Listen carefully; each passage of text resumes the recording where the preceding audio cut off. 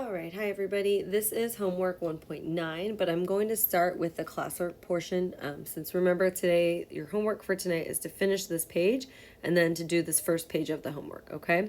So that's all your homework is for tonight. I abbreviated it just a tiny bit for you. All right, so this first question is a challenge question. I'm going to start with it because we're using the information from above. So it says if we had another shipment with motorcycles. So now we have cars, trucks, and motorcycles, and these each weigh 0.3 tons each. Write a new equation that you could use to find the number of motorcycles that can be shipped if the number of cars and trucks are known. So again, going back to our original equation, we had 3.6 and 7.5 tons each and a total of 21,600 tons. So we're still using that same information. Our cars are 3.6, so we have 3.6C plus 7.5T. Let me just double check that. Yep, and then our total is 21,600. Now we're adding in the motorcycles, which are plus 0.3 M motorcycle. Okay, so this is asking you to write a new equation in which we are solving for M, right? We're finding out how much the motorcycles cost. So what I'm going to do is the same steps that I would do normally. I'm going to start by going ahead and getting rid of this and subtracting C, the 3.6C, and subtract the 7.5T. So we'll end up with 0.3M equals 21,600 minus 3.6C minus 7.5T, because whatever we do to one side, we have to do to the other. And then I'm going to go ahead and divide both sides by 0.3. And now we have a new equation. We have M equals 21,600 minus 3.6C minus 7.5T all over 0.3. Now, again, you can work out what each one is going to be, what each term would be if we divided it by 0.3, but you can also just leave it in here and we can substitute for T.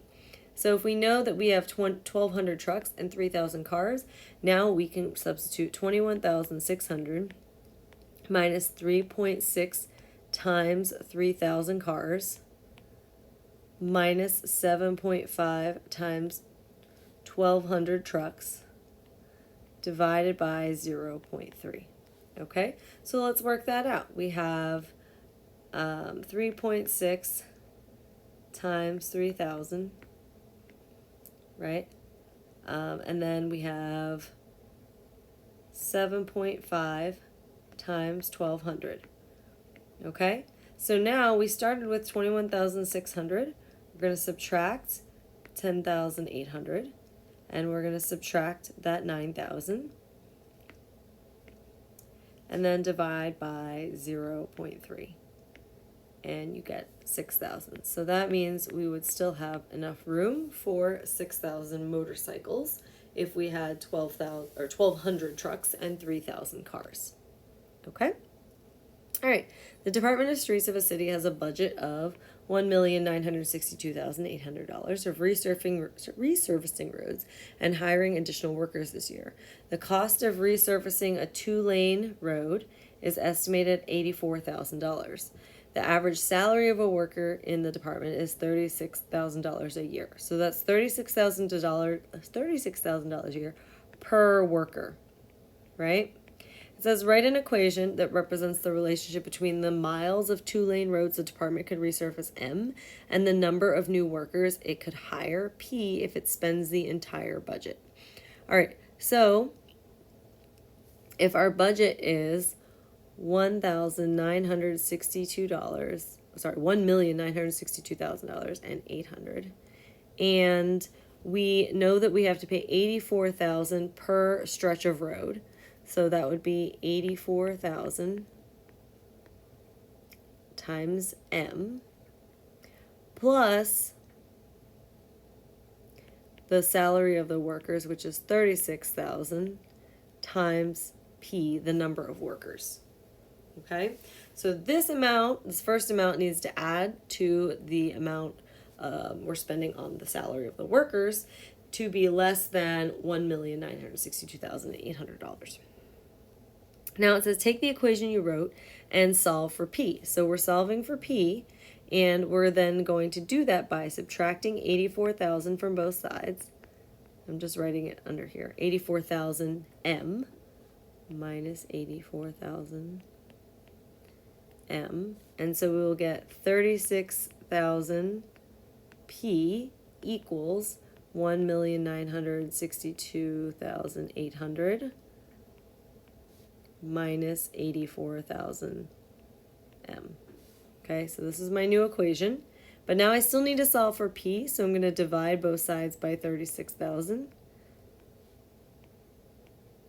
And again, we can just leave it like this. P equals 1,962,800 minus 84,000 M. For some reason that M is not appearing, sorry, but that should be there, divided by 36,000. And so that is P equals, and so it says explain what the solution represents. The solution, P, represents, in this case, the number of people they can hire, given a certain number of roads built. All right. It says solve for M, explain what the solution represents in this situation. So now we're doing the opposite. We have 84,000 M plus 36,000 P equals 1,962,800. Now I'm solving for M, so I'm going to subtract 36,000 P from both sides. This will cancel out, and we will get 84,000 M equals 1,962,800 minus 36,000 P. We're going to divide both sides by 84,000. And that's our new equation. And so now this represents M. And so M equals the number of roads they can resurface given the number of people that they hire. So the city is planning to hire 6 new workers and use its entire budget. Which one can we use to find out how many miles of roads it could resurface? Well, we're going to use the second one, B, because that's the solving for M. So we would say M equals, and this is part B actually now too, so we would use the second equation. That's the answer to 8. And then for part B, find the number of roads. Well, we're going to go ahead and plug in 1,962,800 minus 36,000 times 6, all divided by 84,000. So let's work that out, and we can use our calculator. 36,000 times 6, and then 1,962,000. Oops. Nope.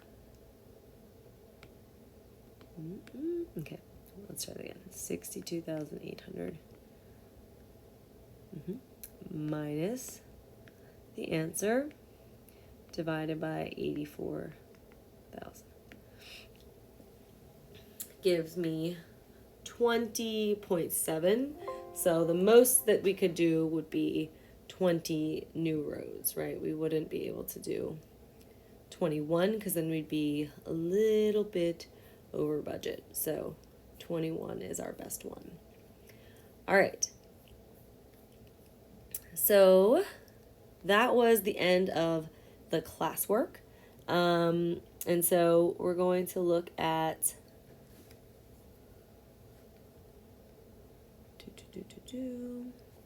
our homework for now, okay? So this answer here would be 20.8 miles of 2-lane roads. I guess they might not necessarily have a whole, they could do 0.8 miles, so that could be 0.8 if we wanted it to be.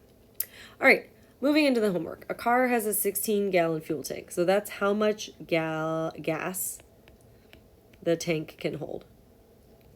When driven on a highway, it has a gas mileage of 30 miles per gallon. The gas mileage, also called fuel efficiency, tells us the number of miles the car can travel for a particular amount of fuel, 1 gallon of gasoline in this case. All right, so this is a unit rate. So it is miles per gallon of gas. So miles over gas gives us our fuel efficiency, right? So if we have 15 gallons left, this is left, that means we used 1 gallon. If we used 1 gallon and the car has a gas efficiency of 30 miles per gallon, that means we went 30 miles. If there's 10 gallons left, that means we used 6 gallons. If we used 6 gallons and the car goes 30 miles per gallon, that means we're looking at 30 times 6, so 180 miles, right? We drove a lot further because we used 6 gallons of gas. If we're looking at 2.5 gallons, then we are looking again at 16 minus 2.5, which is going to give you 13.5, right? We've used 13.5 gallons. If we used 13.5 gallons, and again, our car can go 30 miles per gallon, we can multiply 30 times 13.5, which will give us 405 miles. Okay, all right. So again, this makes sense because the more gallons of gas we are using, then the further we've been able to go, right? So that checks out. That makes a lot of sense. Now let's go ahead and look at part B. Part B says write an equation that represents the relationship between the distance the car has traveled in miles and the amount of gas left in the tank in gallons. So not how much gas they used, but the amount of gas left in the tank in gallons X. So remember, the total amount that we have is 16 gallons, right? And because it tells us here, it's a 16-gallon fuel tank. So we have 16 gallons, and then we're subtracting the number of gallons that we used, X, to find out how much, we're subtracting how much is left to find out how much we used, right? So if we have 5 gallons left, then we used 11 gallons, right? If we have 6 gallons left, we used 10 gallons, okay? And then what we did then is we multiplied by 30 miles per gallon. So then this would be times 30, all right? And then that's going to give us our distance, right? So it's asking us to go back and look at the process that we followed to get to the answer. So I said here, if we have 15 gallons left, that means I only used 1 gallon. So 16 minus 15 gives me 1 gallon. And then I multiplied that by 30 miles per gallon and got that we went 30 miles. All right, for 10 gallons, I used 10 gallons. So I had 6 left, or sorry, I had 10 gallons left, and so I used 6 gallons, and I multiplied 6 times 30 and got 180 miles. All right, so this value is telling us how much we have left, and then subtracting that from the total amount gives us how much we used. All right, it says how many gallons are left in the tank when the car has traveled the following distances on the highway. So now it's asking us to work backwards. So if we have 16 minus X times 30 equals D, in this case our first part is 90, what can we do with this? So we can do a couple of things. You can distribute that 30 through the parentheses, or we can go ahead and divide both sides by 30, and that'll give us smaller numbers to work with. So 30 divided by 30 is 1. That'll cancel out. So we'll get 16 minus X equals 3. And now you have a couple options. We can move the X or we can move the 16. If we move the 16, we'll get negative X equals negative 13. We need that number to be positive, so we would either divide or multiply by a negative 1. And if we do that, then we will get a positive 13. All right? So that makes our answer just a little bit nicer. And so we know for part 1, that means that we have 13 gallons left. All right. Now, using the same equation, instead of 90 miles, we're looking at 246 miles. So let's do the same thing. 246. And so we'll start by dividing by 30 like we did the last time. And so we'll get 16 minus X equals 246 divided by 30, which is 8.2. All right, so again, in the last iteration, I showed you subtracting 16 and we get a negative number, and then divide by a negative and get a positive number.